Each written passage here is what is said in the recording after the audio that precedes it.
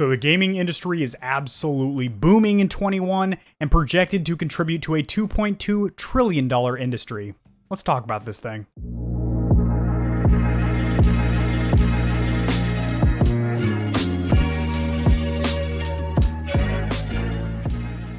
Alrighty guys, sharing my screen, I have an article pulled up here with some pretty highlights. I gotta say, this article is drier than an 80-year-old cooch, but I'm gonna go ahead and try and moisten it up a little bit because it's a wheat thin. It's a Ritz. It's a dry-ass cracker, so I'm gonna go ahead and pour a little ginger ale to moisten this article here. So before I even start reading the article, it's not new news or news period that the gaming industry is the most lucrative of any of the media platforms, or I shouldn't say platforms, any of the forms of media. So I'm talking about movies, TV shows, books, the music industry, and video games.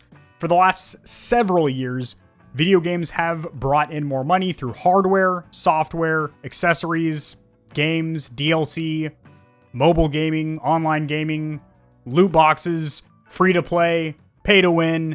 I have cited references supporting that claim in the past, but I will have this article sourced or cited down there in the description of this video, as I always do anytime I cover any kind of news in the gaming community or industry. So, with the outbreak of COVID-19, home entertainment seems to be the only option for gamers in lockdown, while cinemas and theaters continue their door-closed policy. I don't necessarily think cinemas and theaters appeal to necessarily gamers. I think true diehard gamers would rather stay home and play video games even when the cinemas were open and accessible. Not to mention, most gamers are tech nerds and probably have a jailbroken Fire Stick with Kodi on it and can watch movies that are in theaters for free from home. But anyway, they can't go to the theaters due to the door-closed policy to prevent the disease.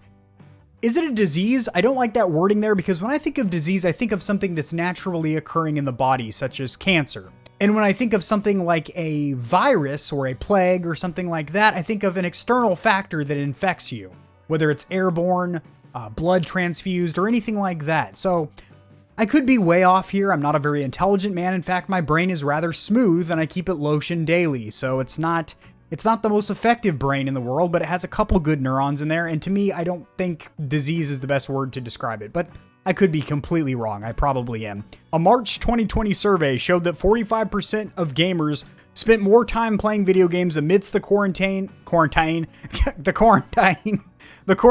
in the previous week. That number has surely grown over the subsequent year of quarantine. We really have been in this situation for over a year now. That's insane.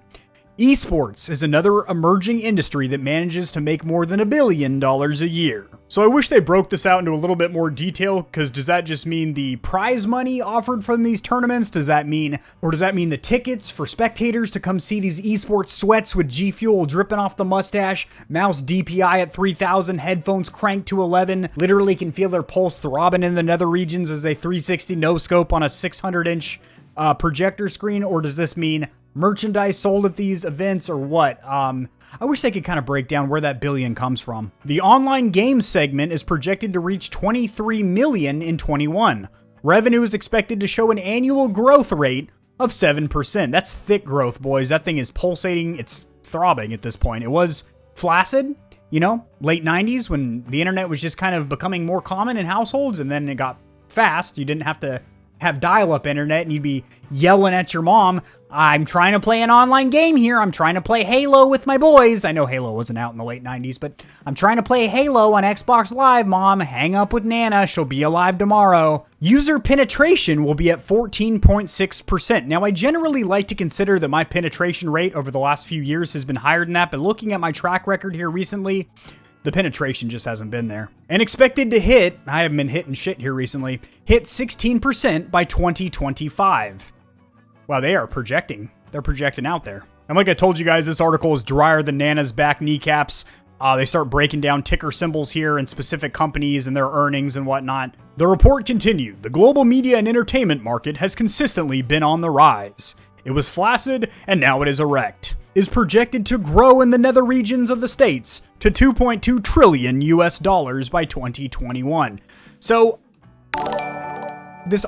let's go ahead and mute those notifications. So I do believe they're talking about all media here, not just the gaming industry, but it is quite unclear. I have read this thing head to tail, tip to tits, and I have yet to uncover the mystery of, as if to, are they alluding to just video gaming? Or is this movies, music, books, all media. Gaming is an integral and ever-developing segment, so part of the market. The two largest gaming regions, the Asia Pacific and North America, are predicted to continue to account for 78% of global revenues. So just the United States, North America, and the Asia Pacific account for 78%, almost 80% of gaming worldwide. That's pretty intense. Online gaming is particularly one of the largest branches and has evolved over the past decades. Well, yeah, because like I alluded to earlier, home internet was trash. Not every home had internet, and the homes that did had it. I sound so ignorant today. The homes that did have the internet, it sucked a fat meat, basically. You had to use DSL or dial-up, and you couldn't make phone calls with your landline phone at the same time that you were on the internet. It took roughly 2 to 5 minutes to connect to the internet, and then you were getting like 2 megabytes down and like 0.3 up, if that. For my Gen Z audience out there was a time before televisions were flat and before internet was lickety-split, lick that clit. And this includes social gaming, so I'm assuming they're talking about things like Among Us, mobile gaming, that's on the cellular devices, boys, as well as free-to-play and pay-to-play massive multiplayer gaming, otherwise known as MMO gaming. So you can always tell when it's a journalistic platform that's not a gaming outlet like PC Mag or Press Square or one of those, as they really try and break down the gaming jargon for their boomer audience. They're known as MMO gaming. The latter two segments combined generating revenues of roughly $19.9 billion US beginning in 2016. And judging by the data volume of global online gaming traffic alone, which is forecasted to grow from 126 petabytes, so like pita bread or the guy that used to stuff Katniss Everdeen in the Mockingjay. I like making these videos because I can just diarrhea from the mouth the first thing that pops into my head, and apparently it was Katniss Everdeen getting absolutely blown out in the Mockingjay. In 2016, and 568 pita bread bytes in 2020. It is safe to assume online gaming is here to fuck through 2021 and beyond. Reach around and it'll continue to take you to Pound Town. I should be the journalist, I should be the author, and the editor at this platform. They would be pushing out articles like hotcakes, let me tell you. The number of console gamers is expected to grow to over 57 million. You can clearly see that by the individual numbers and sales on the PS5, PS4, Xbox One series, as well as the Nintendo Switch, which, by the way, is standing neck and neck. A 4-year-old underpowered console standing neck to neck, tits to nips with the new gen bad boys. That's impressive.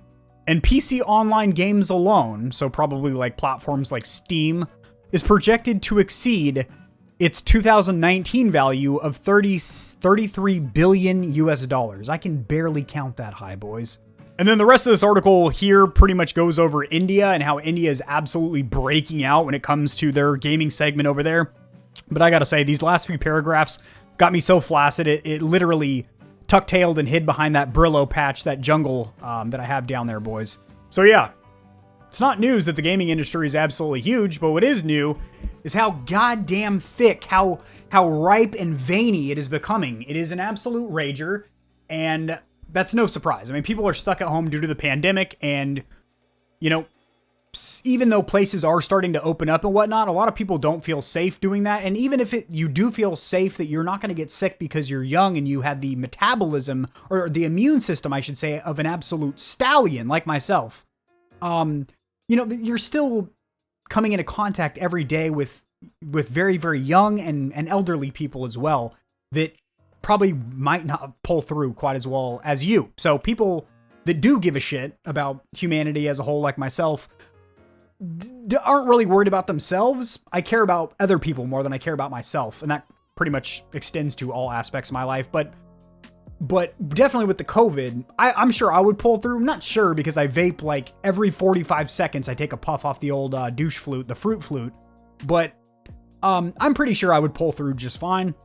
But again, I could be carrying it and be asymptomatic, not even know.